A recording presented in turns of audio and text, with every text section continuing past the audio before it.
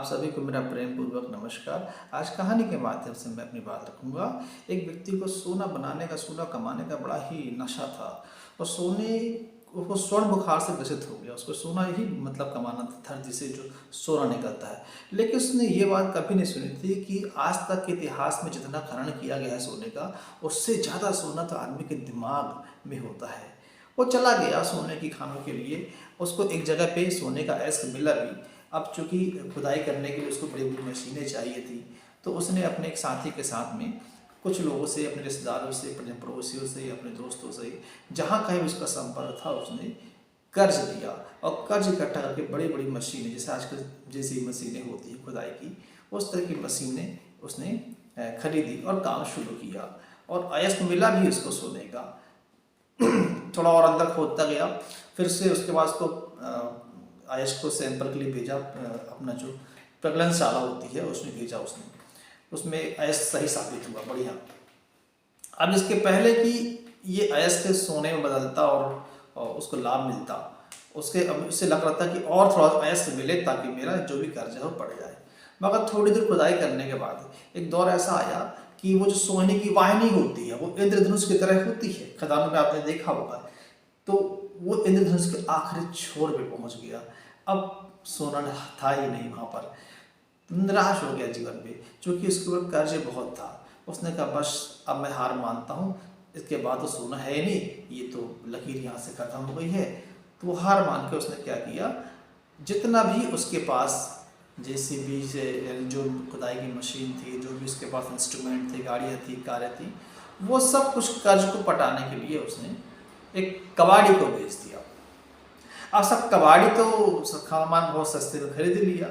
उसके दिमाग में बात आई, उसके अंदर भी अमीर बनने का नशा था। उसके दिमाग में बात आई कि भाई इन सारे साधनों से ये आदमी खुदाई तो कर रहा था और खुदाई के दौरान इसको कुछ मिला भी था। ये अलग बात है कि आखिरी में उसको लगा कि अब नीचे कुछ है नहीं, छोड़ के चला गया।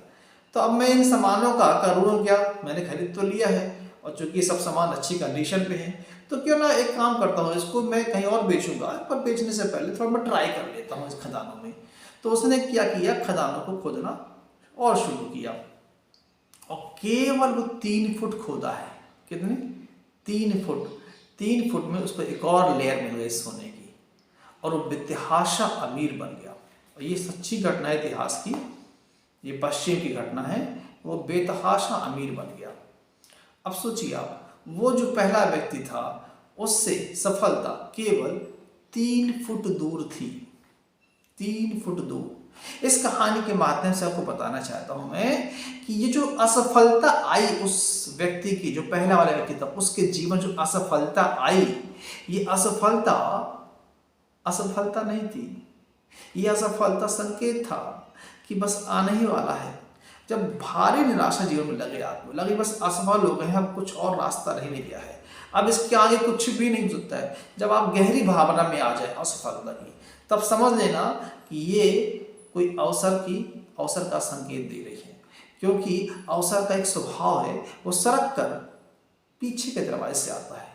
वह आपके जीवन में दुर्भाग्य के रूप में आता है, असफलता के रूप में आता है। तो बस 3 फुट की और दूरी है आपकी सफलता में। समझ जाना कि जब गहरी असफलता आ रही है, गहरा दुर्भाग्य आ रहा है, गहरी परेशानी तकलीफ आ रही है, तो कोई अवसर ही लेकर आई है। थोड़ा और उसमें प्रयास करना, क्योंकि जहां आपने कुदाली मारी है, जहां आपने गड्ढा किया है, जहां आपने काम किया है और जहां आपने प्रयास किया है, बस थोड़ा और कर लीजिए, थोड़ा और कर लीजिए, थोड़ा और कर लीजिए, तो एक न एक दिन वो सोने की खान आपकी होगी। तो बस मैं इतना ही कहना चाहूंगा कि अवसर सरक कर आता है और अपने साथ दुर्भाग्य और एक अस्थायी हार लेके भी आता है। अस्थायी हार, लोग सोचते हार, असफलता मिल गया, ये रास्ता मेरे लिए नहीं है। वास्तव में वो अस्थायी हार चकमा दे रही है, आपको बता रही है, परख रही है, क्योंकि उसके बाद ही सफलता है। तो अस्थायी हार को अपनी मंजिल मत मानो, दुर्भाग्य को अपनी मंजिल मत मानो। ये समझ लेना कि दुर्भाग्य आया है, ये अस्थायी हार आई है, तो अब जीवन में कुछ बेहतर होने वाला है। तो बस लग जाना वहीं, थोड़ी कुदाली और मारना, थोड़ा प्रयास और करना, निश्चित तौर पे भविष्य आपका होगा। सोने की खदान आपकी होगी, जीत आपकी होगी, सफलता आपकी होगी। धन्यवाद।